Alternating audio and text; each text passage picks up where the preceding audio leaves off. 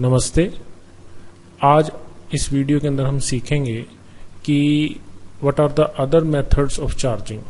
अब तक आपने जो मेथड सीखा है that is charging by rubbing. Clear? तो चार्जिंग बाय रबिंग के अंदर आप चीजों को कांटेक्ट में लेके आए और आपने रब किया, और वो दो ऑब्जेक्ट्स जिनको आपने रब किया उनमें से एक कंडक्टर हो सकता था, एक नॉन कंडक्टर हो सकता था, मतलब कोई भी सिचुएशन हो सकती थी। क्लियर? तो और कौन कौन से तरीके हैं जिनसे हम ऑब्जेक्ट्स को चार्ज कर सकते हैं? तो हमारे पास दो मेथड्स और हैं जिनसे हम ऑब्जेक्ट्स को चार्ज कर सकते हैं। दूसरा मेथड है चार्जिंग बाय टचिंग। टच करके भी आप चीजों को क्या कर सकते हैं? चार्ज कर सकते हैं। और एक और मेथड है चार्जिंग बाय इंडक्शन।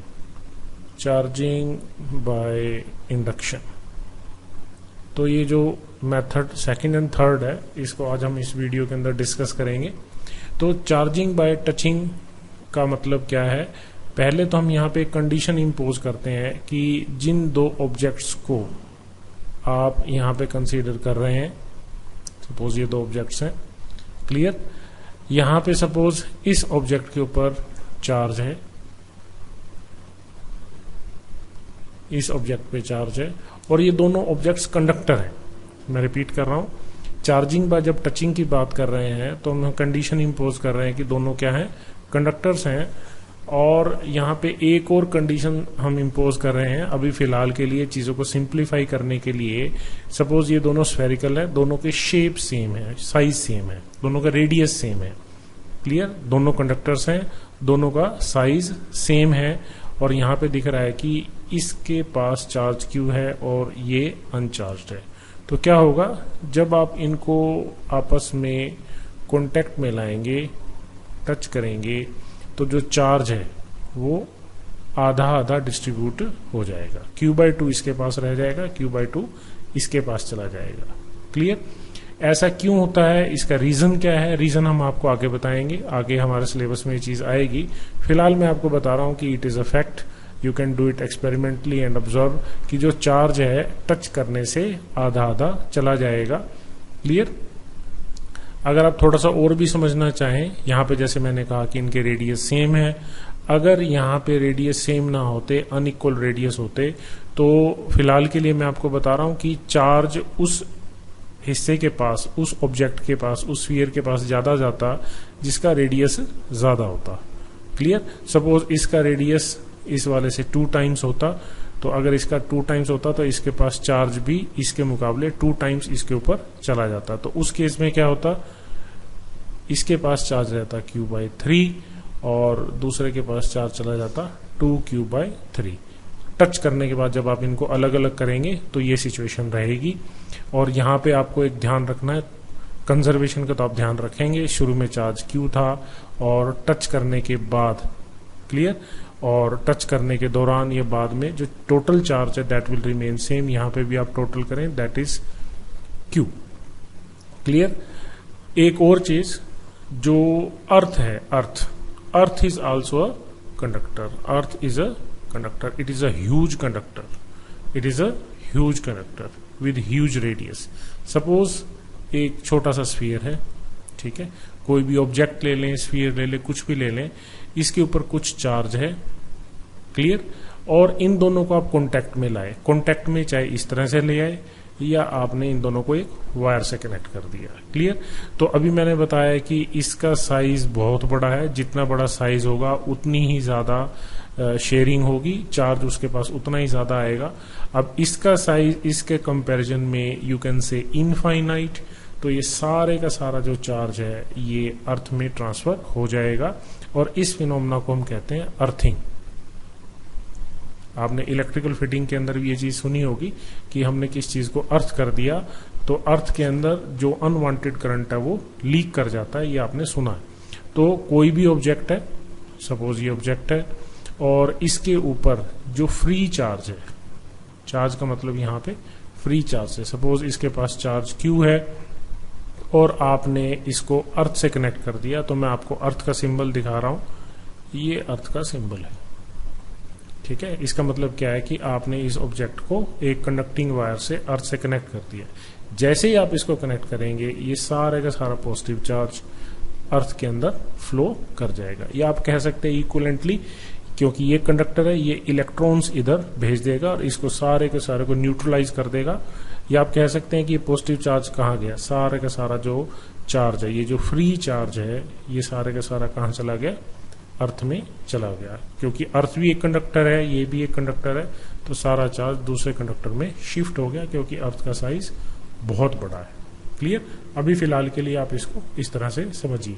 तो ये दूसरी तरह की चार्जिंग है, चार्जिंग बाय टचिंग। दो कंडक्टर्स, ठीक, और एक के पास चार्ज है, एक के पास चार्ज नहीं है।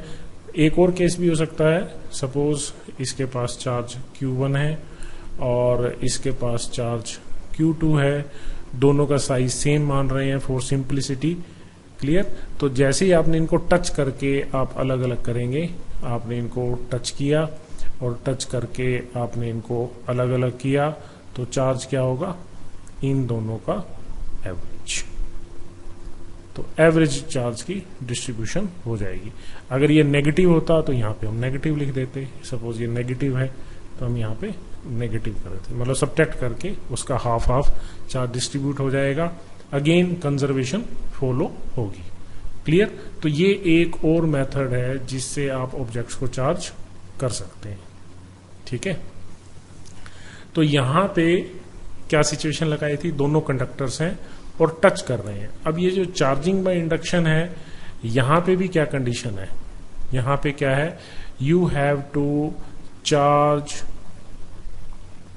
अ कंडक्टर, यहां पे भी कंडक्टर ही है, you have to charge a conductor without touching it. आप इसको बिना ऑब्जेक्ट से टच कराए, जैसे यहां तो ऑब्जेक्ट्स को आपस में टच करा दिया, ठीक है, तो यहां पे ऑब्जेक्ट्स को बिना टच कराए आपको चीजों को क्या करना है, चार्ज करना है।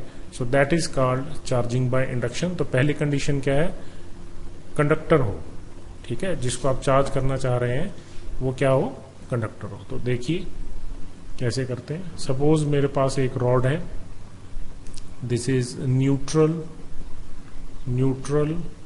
Metallic rod, this is a neutral metallic rod. Neutral का मतलब क्या है, इसके पास इक्वल अमाउंट ऑफ पॉजिटिव और नेगेटिव चार्जेस, ठीक है, और इसको मैंने किसी इंसुलेटिंग स्टैंड पे रखा हुआ है, ये किसी भी तरीके से अभी किसी और चीज के कांटेक्ट में नहीं है। फिर मैंने क्या किया, एक अरेंजमेंट बनाया, इसको मैंने इस स्विच से यहां ऐसे अर्थ से कनेक्ट किया हुआ है, ठीक है। So this is a switch. अब मैं क्या कर रहा हूं, नेक्स्ट स्टेप में आप यहां पे एक ग्लास रोड लें और उसको सिल्क क्लॉथ के साथ रब करें, तो आपको पता है कि ग्लास रोड पे कैसा चार्ज होगा, पॉजिटिव। अब जैसे ही आप इस पॉजिटिवली चार्ज रोड को इसके पास ले जाएंगे तो क्या होगा, इसके इलेक्ट्रॉन्स, इस रोड के इलेक्ट्रॉन्स जो फ्री इलेक्ट्रॉन्स हैं वो अपने आप को इस तरफ कंसंट्रेट कर देंगे, तो इस हिस्से में इलेक्ट्रॉन्स की डेफिशिएंसी हो जाएगी, ठीक है। So here you can say that due to the presence of this positively charge rod, movement of charges takes place. तो चार्जेस की मूवमेंट हो गई, ठीक है। अब जब चार्जेस की मूवमेंट हो गई तो ये वाला जो चार्ज है, ये नेगेटिव चार्ज, ये नेगेटिव चार्ज इस पॉजिटिव चार्ज रोड के चार्ज के साथ क्या हो गया, बाउंड हो गया। So this is bounded charge. Clear? क्योंकि ये दोनों अट्रैक्ट कर रहे हैं एक दूसरे को, और ये पॉजिटिव और ये वाला पॉजिटिव क्या है, एक दूसरे को रिपेल कर रहे हैं। तो नेक्स्ट स्टेप में आप क्या करेंगे, नेक्स्ट स्टेप के अंदर क्या करेंगे, आपने रोड को उसी पोजीशन पे रखना है, रोड को मूव नहीं करेंगे आप, you will not pull the rod away, आप रोड को उसी पोजीशन पे रखेंगे, ठीक है। और अब इस सिचुएशन में आप क्या करेंगे, you will close the switch, switch को आप क्या कर देंगे, क्लोज कर देंगे तो ये सारा पॉजिटिव चार्ज जो है दैट विल फ्लो टू अर्थ।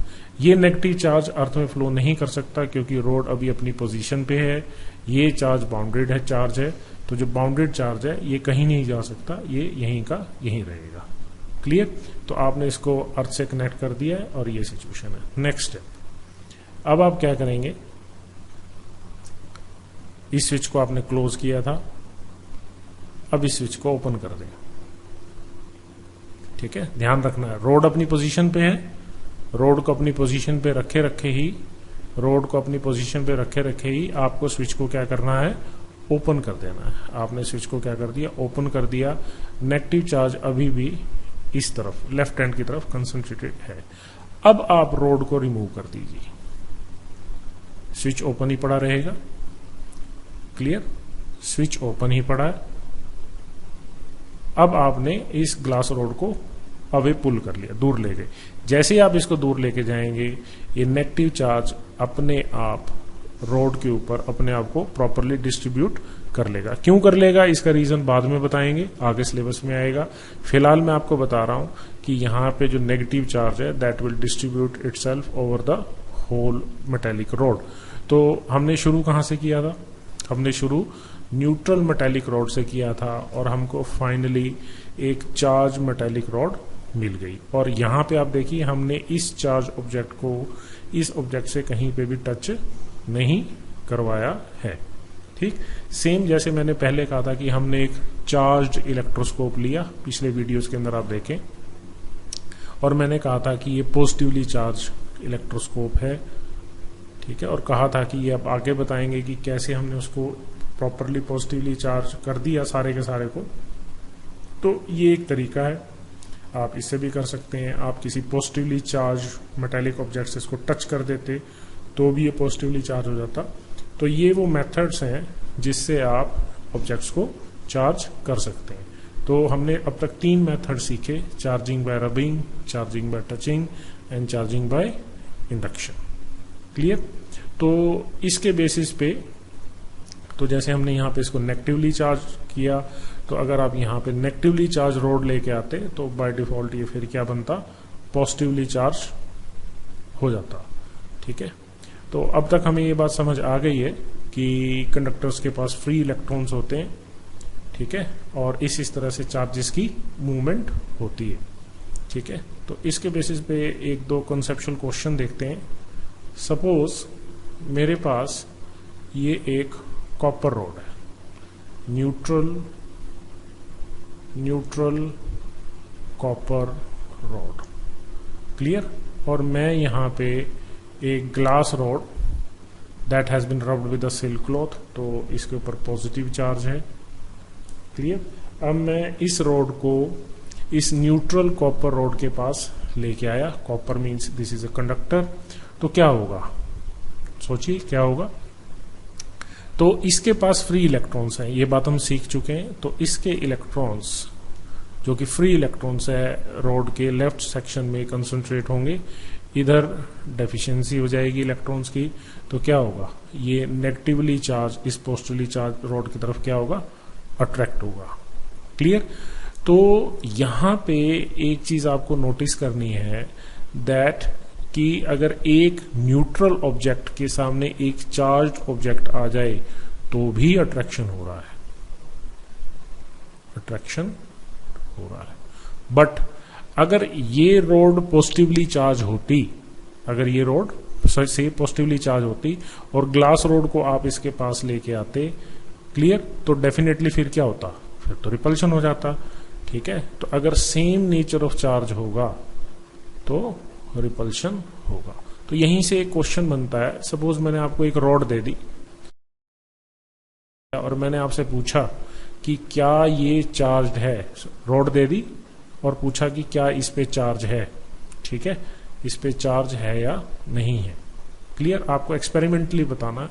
तो आप क्या करेंगे, एक नेगेटिवली चार्ज रॉड लेंगे, एक पॉजिटिवली चार्ज रॉड लेंगे और बारी बारी से इसके पास लेके आएंगे। ठीक है, तो यू विल से श्योरली कि ये ऑब्जेक्ट चार्ज है। कब? जब क्या होगा, रिपल्शन होगा। ठीक है। तो जो अट्रैक्शन है, this is not a surest test of electrification, repulsion is a surest test of electrification. क्योंकि रिपल्शन तभी होगा जब दोनों के अंदर क्या है, सेम नेचर ऑफ चार्ज होगा। अगर अपोजिट नेचर है तो यहाँ अट्रैक्ट हो रहा है, अगर दोनों में सेम होता तो रिपल्शन होती। ठीक, तो जो रिपल्शन है that is the surest test of electrification. Clear.